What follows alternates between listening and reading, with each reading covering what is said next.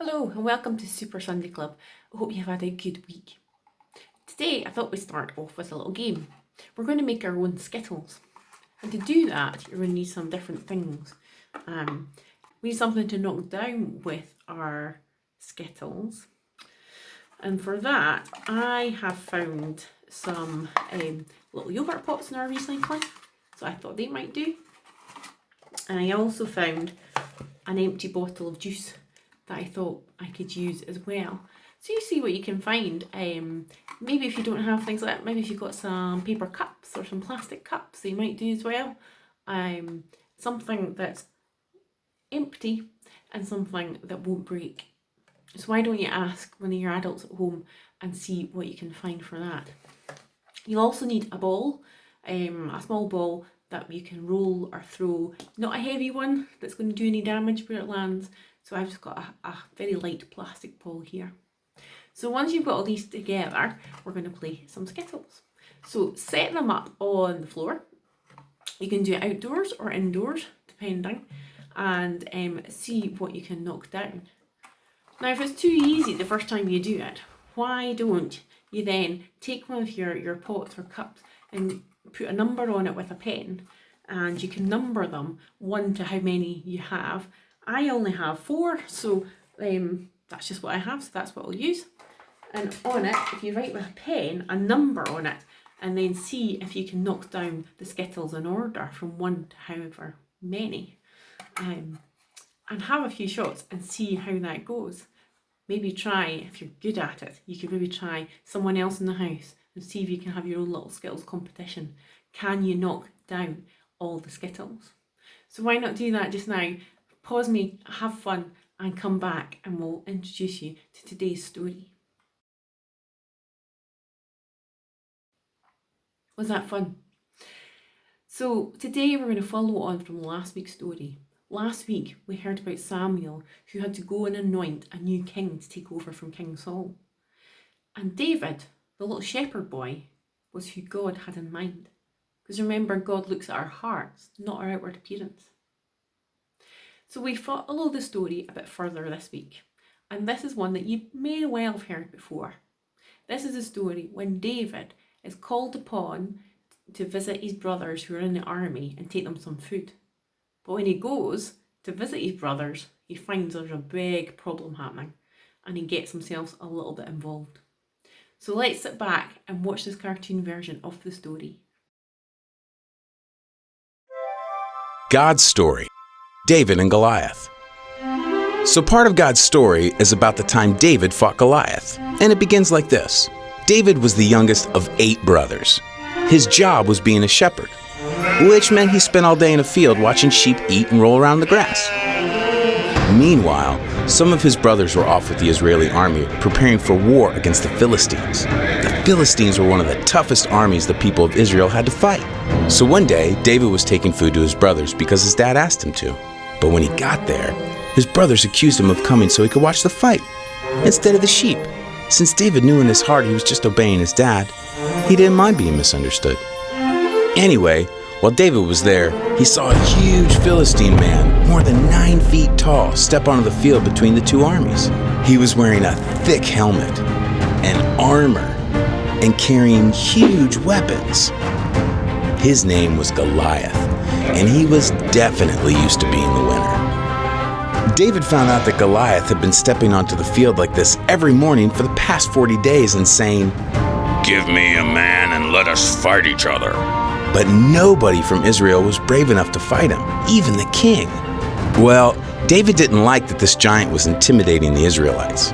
After all, they were God's special family. And because God was with the Israelites, they could have courage in any situation. So David, who wasn't even a soldier, told the king, "I'll fight against him." Nah, the king thought David was too small, but he really wanted someone to fight Goliath. So he gave in.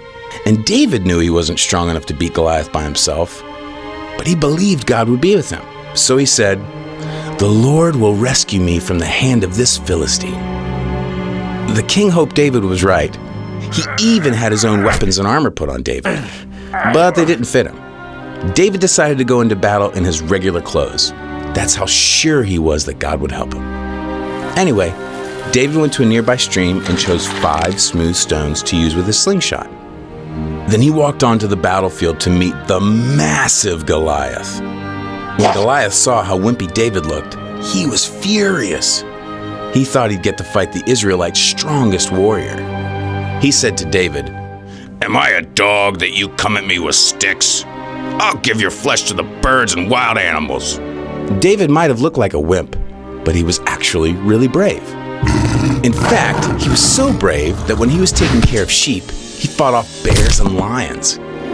Because God helped him protect his sheep, David knew God would help him protect this special family.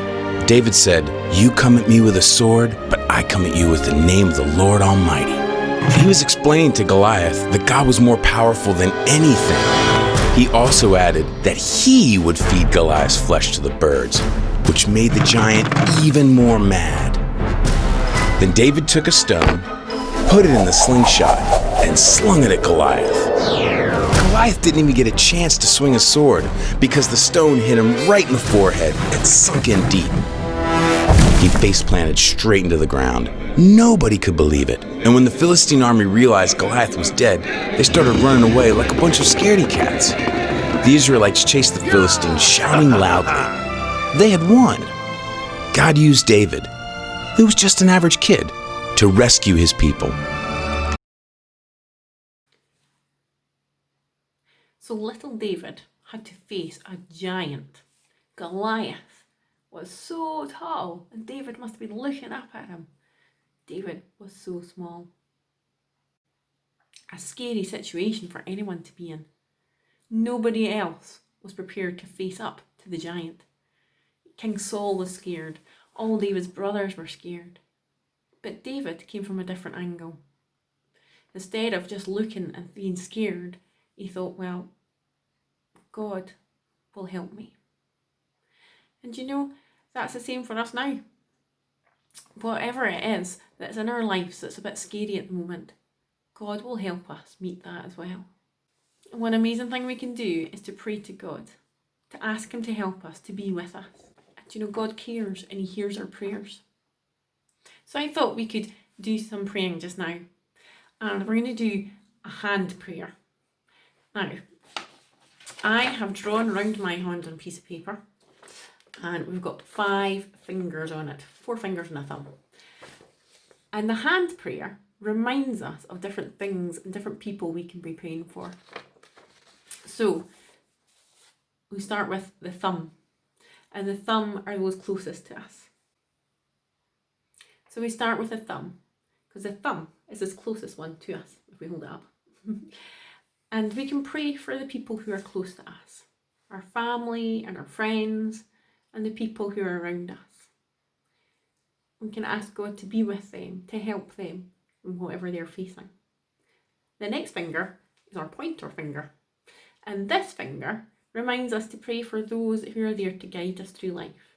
So our teachers, people who help us, doctors, nurses, people around us to help us. And we can pray for them and ask God to protect them.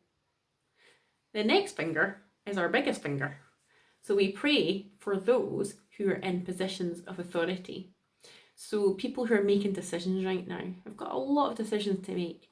So pray for our government, for our Prime Minister, for our First Minister, for our local councillors, those who are making tough decisions right now. The next finger along, oh, that's quite hard because this is our weakest finger. Actually quite hard to move it without moving the rest of them too. And this finger reminds us to pray for those who are not well, those who are struggling with things. And we can pray to ask God to help them, to be with them, to give them strength.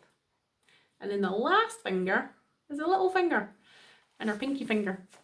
And our little finger reminds us to pray for our own needs, for us ourselves. What are the things that we're worried about? We can take them to God. What are the things that we're excited about? We can share them with God too. Our 5 fingers of prayer. So you can just remember all these things, or you could write the names of the people you want to pray for on each finger.